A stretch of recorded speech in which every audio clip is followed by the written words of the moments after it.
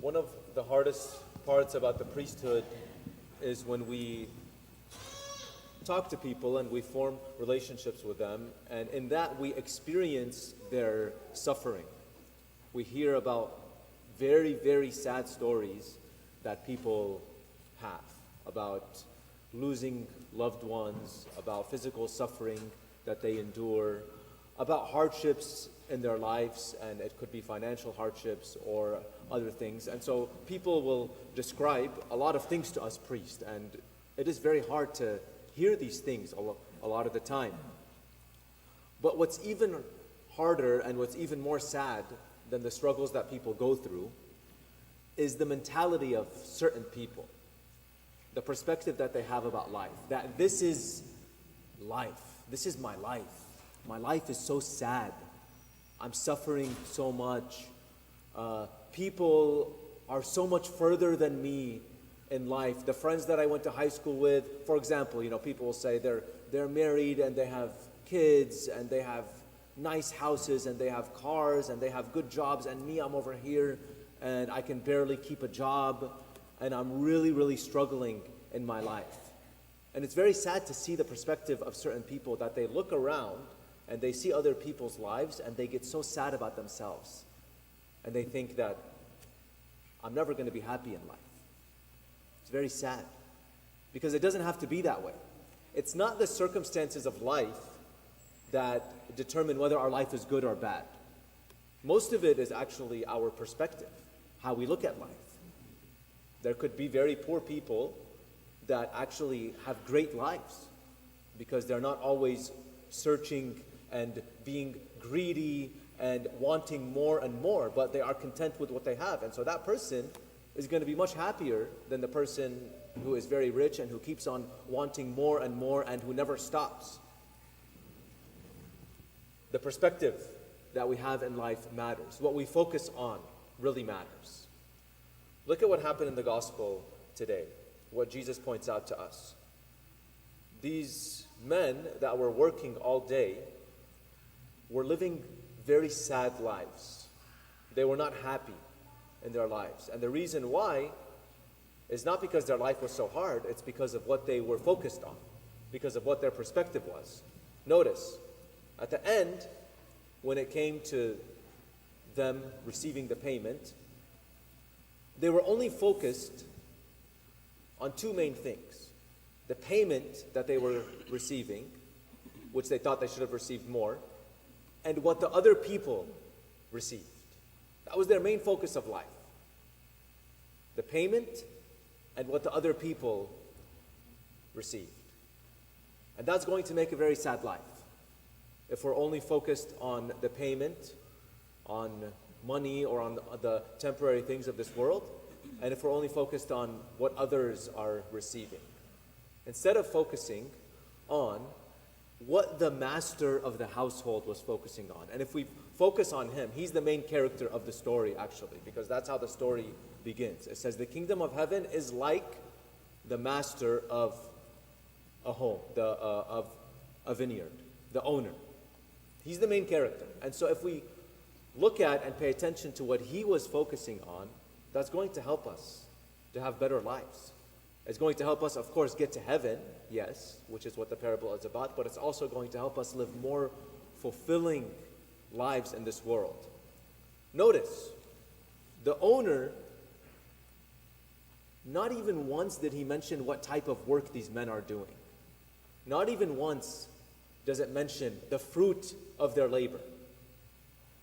But the owner was concerned with one thing, with the people who were being hired. It's like that was his role, was to go and find people and to give them a sense of purpose in life. And so he would go out multiple times in the day to try to find people and to give them jobs. This was the most important thing to him. It was the people that he was working with. And notice at the end, what he calls that guy who was complaining. He doesn't say, oh, you're an employee or you're a slave. No, notice what type of relationship the owner of the household of the vineyard had with this worker. He said, friend, I am doing you no wrong. He calls him friend.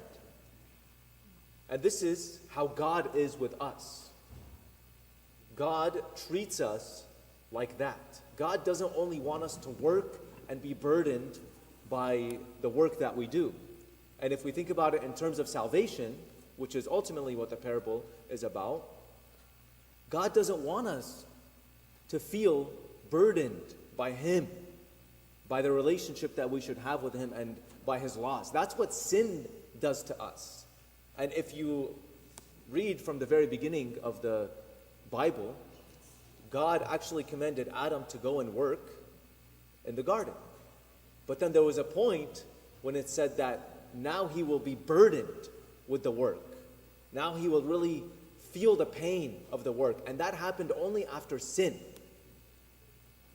Sin is the cause of all the evil in this world and the evil in our lives as well. And it will make us feel burdened, and it will make our lives not full of joy, which is what the Lord wants for us. Yes, we know that there is work to do, but what's more important than the work?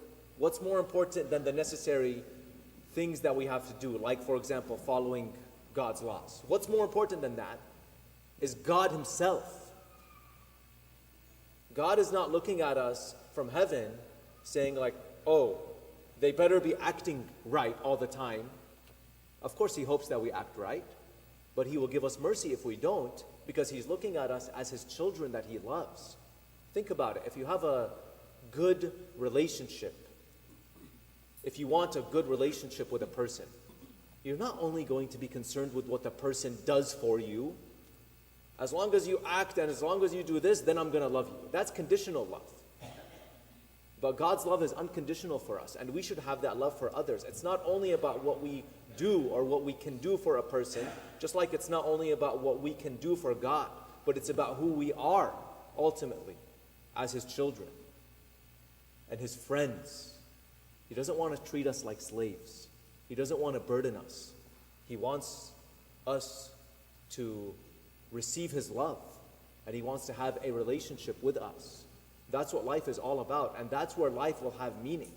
God is just waiting for us to realize that our life could have so much more meaning than just focusing on what we do, than just focusing on what the payment is, and just focusing on what others have. Why don't we focus on Him more? Why don't we think about Him and His love for us?